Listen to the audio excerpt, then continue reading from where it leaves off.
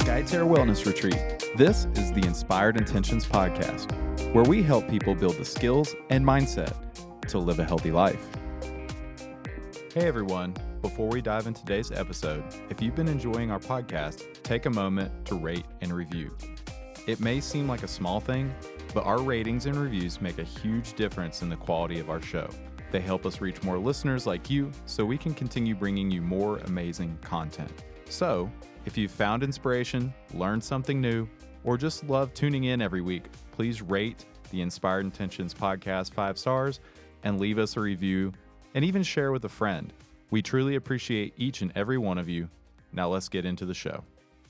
Hello, Inspired Intentions listeners. I am very excited to be back on the mic and in the podcast booth and bringing you a show today. And the guest that we have in our booth today brought in one of the coolest looking coffee mugs I have ever seen. It looks like it has mosaic tiles, very tiny mosaic tiles all the way around it, almost like octagon shape. It looks very Greek. It looks beautiful. And when I complimented our guest on the coffee mug, she said she found out the hard way that it cannot go in the microwave because it has a little bit of a metal trim on it. And so she was saying she likes to add a little spark to her morning coffee. It's multifaceted like me. Yes. Hi, Morgan. Welcome to Inspired Intentions. I should say welcome back to Inspired Intentions. Thank you. I'm happy to be here. Yeah, I am happy to have you. This is our first podcast together, but you have been on the podcast before. But would you mind just reintroducing yourself to our listeners? Sure. I'm Morgan. I am our dietitian here on Skyterra Wellness Campus, and I teach some classes here. I work one-on-one with people, and it's a lot of fun for me to get to be here doing what I love doing every day. We love having you on our team, and I must say your mug is very cool. Thank you. Super cool. So our topic today, this is, I think, probably not a series because we're not doing these in order, but it is an ongoing conversation about medically assisted weight loss and the increase in Ozempic and other GLP-1 type drugs.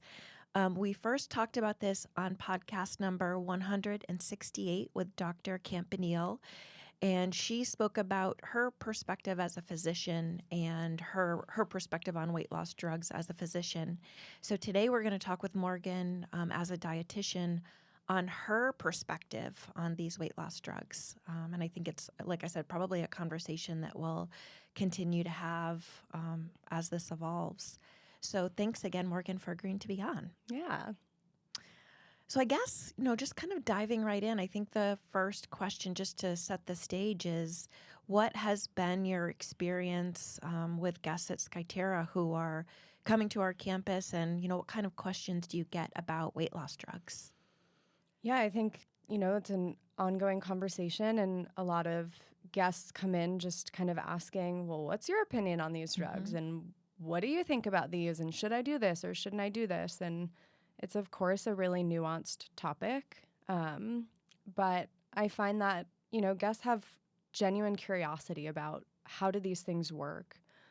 Because what they're often seeing is, social media marketing where the visual that they're seeing is a thin, fit person who is encouraging them to also do exactly what they did and you'll look like this, which I think further solidifies that there's this one body fits all message, right? When they're seeing injectable plus this body size. So I think they come in just being curious, they're like, oh, you're a nutrition professional. What do you think? And it's really interesting for me because I am very open with people in saying that I'm a weight neutral provider, meaning I don't prescribe weight loss for people as a health intervention. However, it's never my decision, and I never want to be a person who is advising someone takes or doesn't take an injectable medication. My job is to, educate them and help them understand the implications, the side effects, how we can keep them nutritionally safe, and help them to kind of unravel some of the stigma and shame that comes with wanting to take these medications, because I hear that come up a lot for people that they think, oh, I'm just taking the easy way out if I do this, and there's an element of shame to that. And so they're not always forthcoming and willing to be like, oh, I am currently taking this, because I think there is this sort of like social pressure to not just say like, yeah, I am using this to help me in my health journey. Almost like, oh, I'm taking the easy way out. Yes. Or this feeling. Yeah. And, from the guests and people that I've worked with and helped work through the long journey that is taking one of these medications, it's not easy. It is not the easy way out. There is a lot of unlearning that has to happen and new habit forming that needs to happen for them to get the sustainable, lasting results that they're seeking.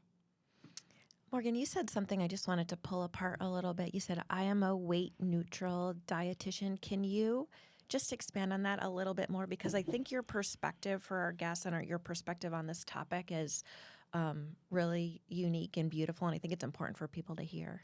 Yeah. So for me, what that means is that, when I see a person, regardless of their body size or their weight, that doesn't necessarily change the way that I would recommend interventions for them.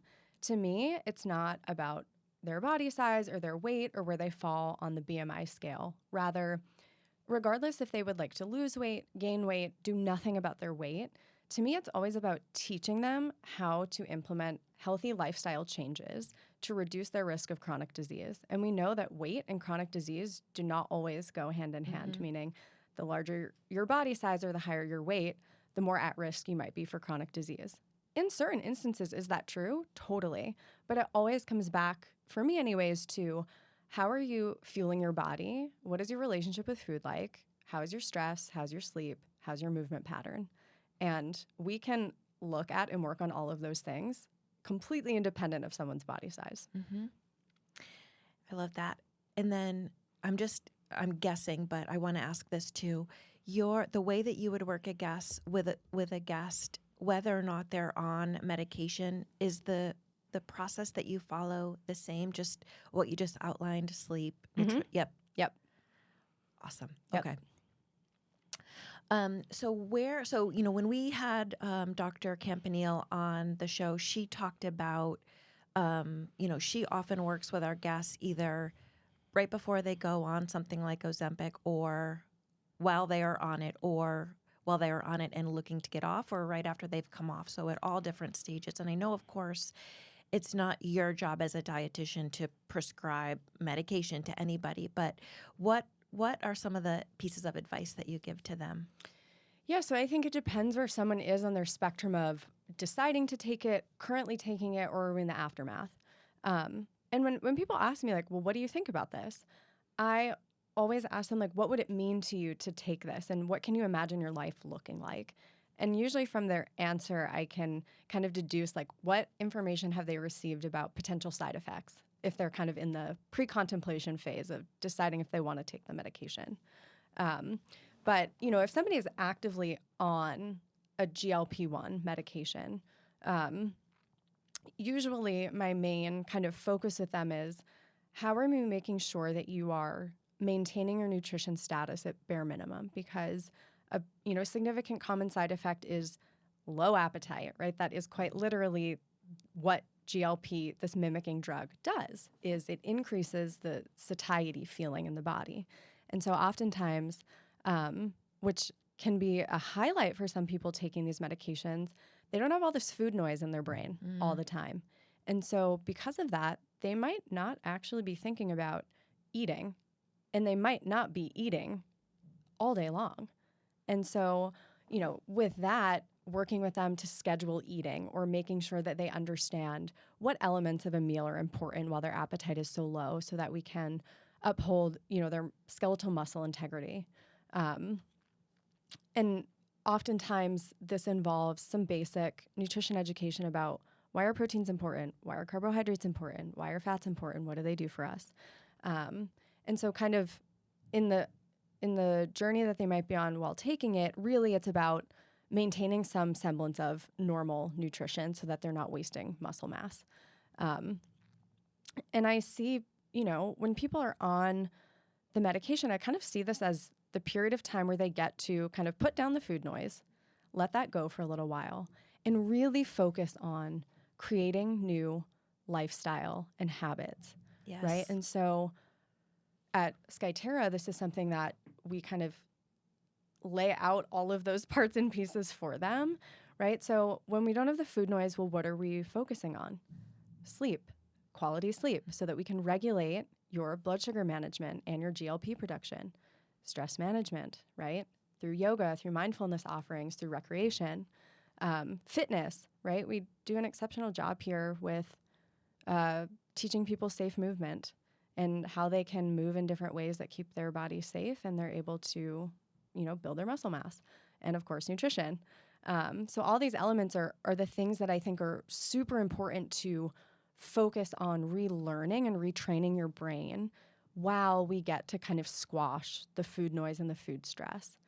So I kind of see like the medication as holding the weight of that while we can really focus in on improving all these other things. And once we are able to solidify new habits in all those areas, when we take away the medication, which is going to happen for a lot of people, right?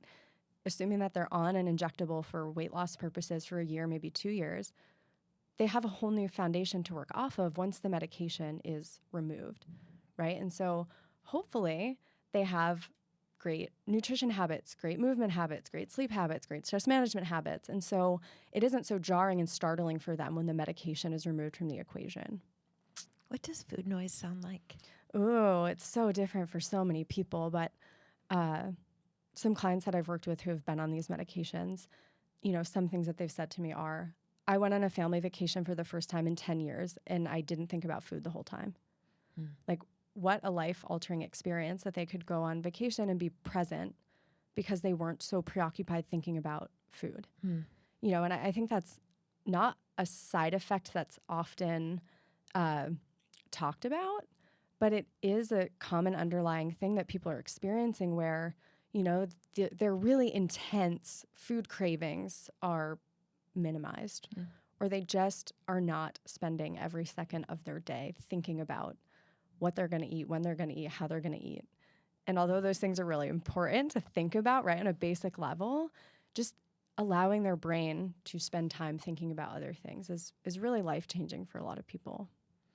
What I think is so beautiful, Morgan, is the way that you described weight loss drugs plus a guest time at Skyterra is exactly the way that Dr. Campanile described it. And of course, yours coming from a different dietitian perspective focused on food, but she talked about the same thing that you just did, which is it is a great, when you're on these drugs, if that's what you choose to do, coming to Skyterra is a great time to build new routines into your life. And especially, what you talked about earlier, I'm guessing, which is eating at specific times and being really, really mindful about what it is that you're fueling your body with. Yeah. I mean, these injectable drugs can be an integral and successful part of someone's health journey. But, for somebody who is taking this and trying to figure out all the food stuff and trying to figure out the movement stuff and trying to figure out how to sleep better and trying to figure out how to manage their stress better, all in isolated ways, it can be super overwhelming. Yeah. I just imagine putting myself in that place, I probably would have no idea where to start.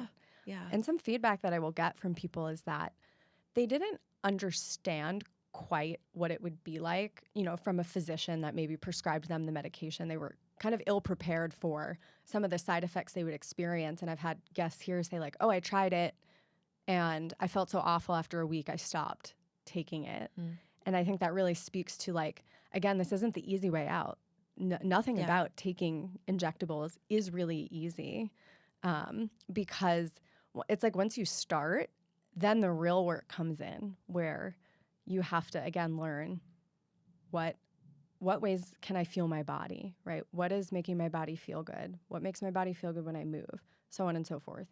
And so, having all of those parts and pieces that are really important, we kind of showcase that really nicely here. And it allows you to kind of practice all of those things simultaneously and get a taste for what it would be like if you had all of those elements coming together, like how transformative that can feel to someone. And, some people are here for a really short amount of time, but they still get a little taste of what it would be like if they could learn to move their body safely and fuel their body appropriately and learn the education behind the why are they doing these things. Yeah. And of course, sound sleep and learning different stress management techniques. Yeah. And, being able to experience that and then move forward and practice all of those things in the real world. It's like I often describe this as learning a new language, right? Oftentimes we have to study the language for a long time, and then we go to a place where all they speak is that language, and you go there and then you much more easily become fluent in the language because you're submersed in the culture. Mm-hmm. I feel like at Skyterra we do it backwards, where we immerse people in the culture and we speak the language, and then they have a taste of what that's like, and then they go back into the world and start practicing the new language that they've learned. We know that one of the side effects of these drugs could be a loss in muscle mass. Mm-hmm. How do you advise people that you're working with on how to make sure that that doesn't happen? Super important.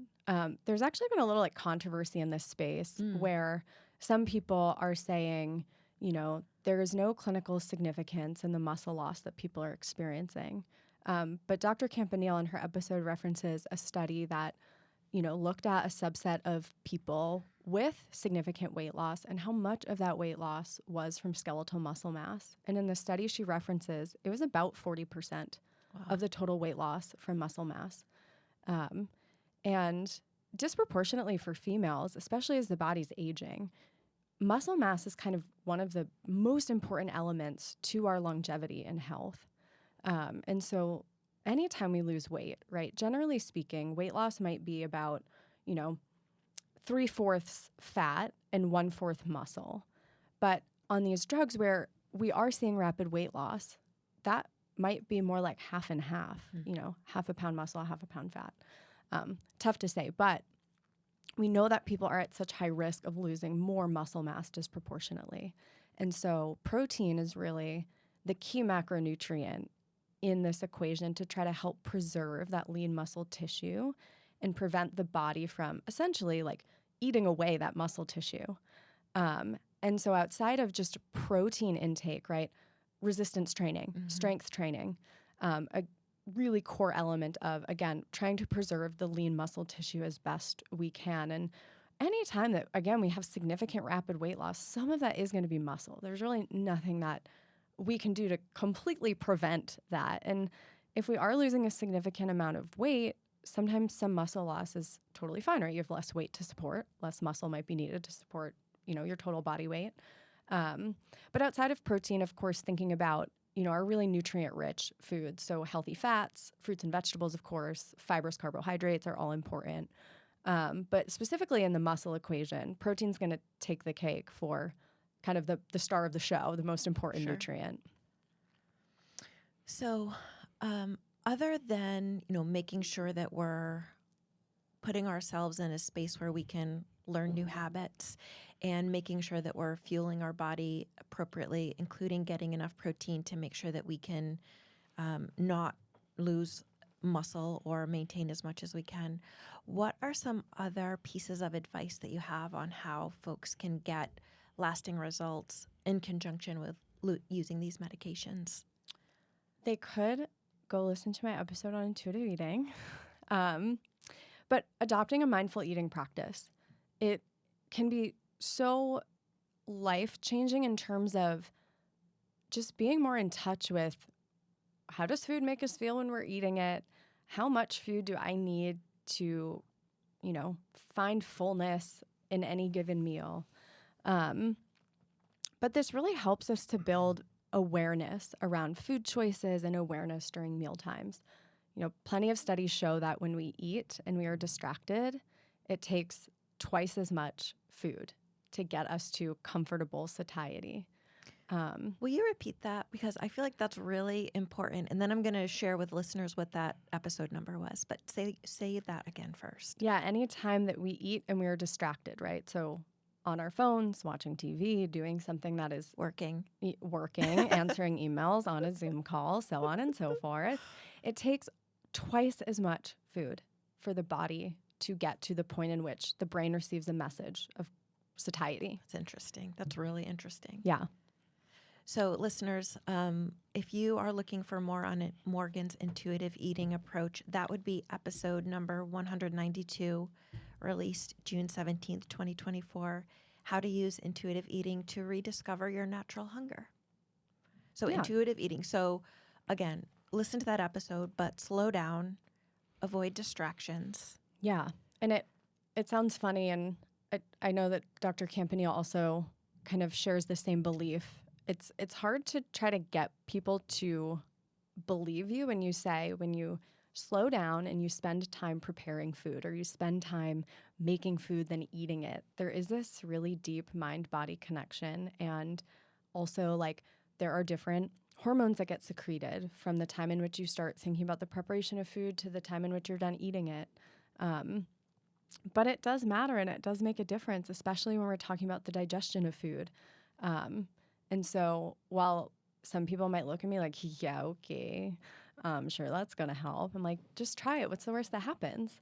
And oftentimes you're like, wow, I didn't realize how much more in tune with my body I could feel if I just slowed down, which is pretty amazing. And, another side effect of these medications is slowed gut motility, right? So food taking longer to pass through the GI tract, which can sometimes lead to pretty unpleasant side effects. And any time that we can try to help our digestion process while we have this side effect that might happen because of the medication, it's just another way that we can help take a more holistic approach to what else can we do to improve our health while we have the medication in the picture. Any other tips or advice that you have for folks who are on this medication? I think that, understanding that it's not just about the medication, right? We can't put all our eggs in that basket. We have to think about, what else do I want to be part of my health long term, right? Because like I said, this is kind of like the starting point to all the work that's going to come to help establish new habits, new patterns, new lifestyle, right? So that might mean addressing our relationship with food if that wasn't in such a good place before.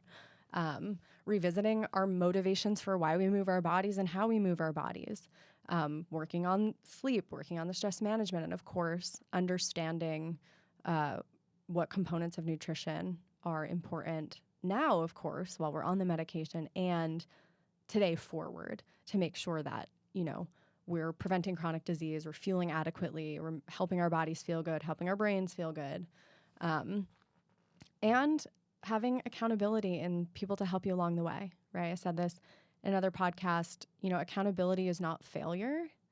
It is a really important piece, whether it's from healthcare professionals or from community or other people that you can talk with about your journey and share in what's going on. I just think it's so important to, helping motivation and helping talk out when there are barriers that come up. And it's always helpful to feel like you're not alone in the journey that you're going through. We've talked about that aspect of community in so many different ways on this podcast for so many different topics, of just the importance of having people around you who know what you're going through and support you. Mm-hmm. Morgan, for guests who, I know these drugs are relatively new, but for the guests who have seen long-term success with these drugs, what do they have in common? They were dedicated to changing their life. They understand that the medication wasn't the easy way out. And they understood that there were a lot of things they were going to have to change and a lot of things that, they have to work through. And they saw it as just a piece of their overall health journey, not the solution, right? Because anytime we assume one thing is going to be the answer to all of our problems, it usually doesn't work out for very long. Doesn't deliver. Yeah.